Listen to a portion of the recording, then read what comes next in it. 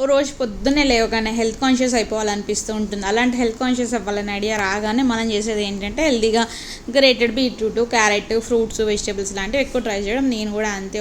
ఈరోజు లేవగానే పొద్దున్నే క్రేజీగా అనిపించింది. ఇంకా సరే హెల్తీగా తినేద్దామని బీట్రూట్ ఉంటే ఇంట్లో చక్కగా తురిమేసి దాంతో ఇడ్లీలు వేద్దాం అనుకున్నాను. మా వారిని అడిగాను, బీట్రూట్ ఇడ్లీ చేస్తున్నాను తింటావా అంటే అస్సలు తిన్నది ఆస్తే పక్కన బీట్రూట్ పెట్టి తప్ప బీట్రూట్ ఇడ్లీ వేసామంటే ఇంట్లోంచి వెళ్ళిపోతాను అన్నారు. ఇంక అందుకని భయం వేసి ఆయన వెళ్ళిపోతే ఎలా చెప్పండి, ఇంటి పనులంతా ఎవరు చేస్తారు? అందుకని ఇంకా సరే ప్రియమని భయాన్ని కనిపించకుండా చేసేసి ఇంకా బీట్రూట్ ఇడ్లీలు నాకైతే ఒక ప్లేట్ అయితే వేస్తున్నానండి. జస్ట్ బీట్రూట్ తురిమేసి వేసేసి, అంటే గ్రేటర్ కూడా కొత్తగా కొన్నాను అనమాట, అందుకని అది కూడా వాడాలన్న మోజు కొద్దీ గ్రేట్ చేస్తాను. వేసేసి అందు మీద చక్కగా ఇడ్లీ పిండి వేసేసి పెట్టడం అయితే పెట్టేసాను స్టవ్ మీద. కానీ అక్కడి నుంచి అది ఎలా వస్తుందో అన్న భయమో భయంగా బాధ అన్నీ ఒకేసారి చుట్టుముట్టేసాయి. సరే ఏం చేసినా కానీ మన భయం కనిపించకుండా బెదిరిపోకుండా తినేద్దామని అయితే డిసైడ్ అయిపోయానండి. లోపల చట్నీకి అయితే మార్నింగ్ పల్లీలు కొబ్బరి చట్నీ అయితే చేస్తాను ఆల్రెడీ. ఇంకా మా పాపకి చేసినప్పుడే మాకు కూడా అందులోనే 2 మిర్చి ఎక్కువ వేసి చేస్తాను. సరే టొమాటోలు కూడా ఉన్నాయి, టొమాటో చట్నీ కూడా చేద్దామని అనుకున్నాను. యాక్చువల్గా నా ఐడియా అయితే టొమాటోతో పాటుగా బీట్రూట్ కూడా వేద్దామని, కానీ భయంకరంగా భయం వేసింది. అందుకని ఇంక నేను అందులో కూడా బీట్రూట్ వేద్దామని ఆలోచన విరమించేసుకుని చక్కగా సింపుల్గా అయితే చట్నీ అయితే చేస్తానండి. మీకు అయితే ఈ చట్నీ నచ్చుతుంది అనుకుంటున్నాను. సరే కానీ ఇప్పటివరకు వీడియోకి ఒక లైక్ ఇవ్వకపోతే కనీసం నా బీట్రూట్ తాపత్రయం చూసినా కానీ ఒక లైక్ ఇస్తారనుకుంటున్నాను. సబ్స్క్రైబ్ చేసేసుకోండి. చక్కగా ఈ ఆయిల్ అంతా చెమ్మేసింది. మళ్ళీ స్టవ్ కడుక్కోవాలి. రోజు స్టవ్ కడిగితేనేమో స్టవ్ పాడైపోతుంది, కడకపోతేనేమో ఆయిల్ అయిపోతూ ఉంటుంది. ఇంకా సరే ఈ కష్టాలు అయితే ఎప్పుడు ఉండేవే. కానీ ఇంకా నేనైతే టమాటో చట్నీ చేసేయడం అయితే స్టార్ట్ చేస్తానండి. ఇంకొంచెం హెల్తీ, చెప్పాను కదా హెల్త్ కాన్షియస్ అయ్యానని, అందుకని ఇందులోనే కొత్తిమీర కూడా వేస్తానమాట. బీట్రూట్ కూడా వేద్దామా ఆగుదామా అని ఆలోచిస్తున్నాను. సరే కానీ నెక్స్ట్ టైం క్యారెట్ అయితే ట్రై చేయొచ్చు, ఎందుకంటే క్యారెట్ అంత భయంకరమైన కలర్ ఇవ్వదు కాబట్టి క్యారెట్ అయితే ట్రై చేయొచ్చు అనుకుంటాం. సరే వెల్లుల్లి 1-2 రబ్బర్ వేసుకున్నామంటే హెల్తీగా కూడా ఉంటుంది. సో అది కూడా వేసేసాను. ఇంకా పైనుంచి నువ్వులు కూడా వేద్దాం అనుకున్నాను కానీ మళ్ళీ హడావుడిలో మర్చిపోయాను అనమాట.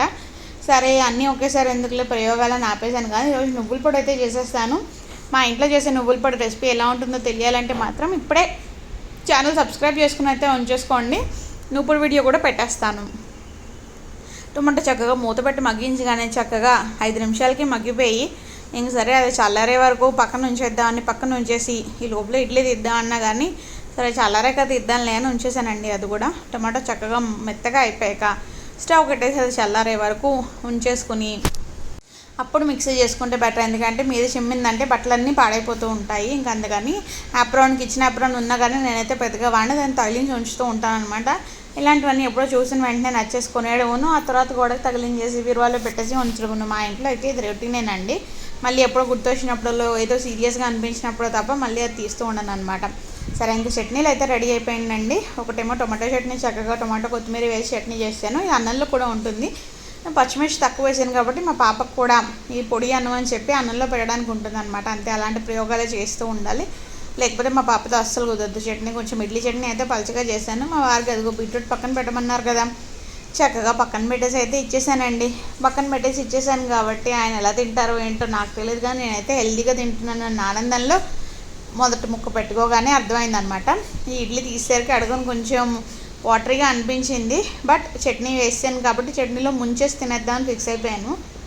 టమాటో చట్నీ కొంచెం అంటే మరీ ఎంత హెల్త్ కాన్షియస్ అయినా కానీ టమాటో చట్నీ ఇలా చేసే చట్నీ నాకు పెద్దగా నచ్చదు. టమాటో పికిల్ అయితే బాగుంటుంది, కానీ పికిల్లో మళ్ళీ ఆయిల్ ఎక్కువ పడుతుంది కదా, అసలే హెల్త్ కాన్షియస్. అందుకని పికిల్స్ ఎలా చేస్తాను చెప్పండి.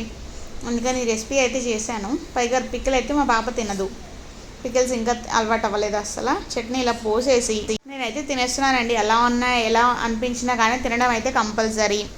సో ఇంకా నేను తినేస్తున్నాను. కానీ మీరైతే వీడియోకి ఒక లైక్ చేసి ఛానల్ సబ్స్క్రైబ్ చేసుకోండి, వీడియోస్ అన్నీ చూసేయండి.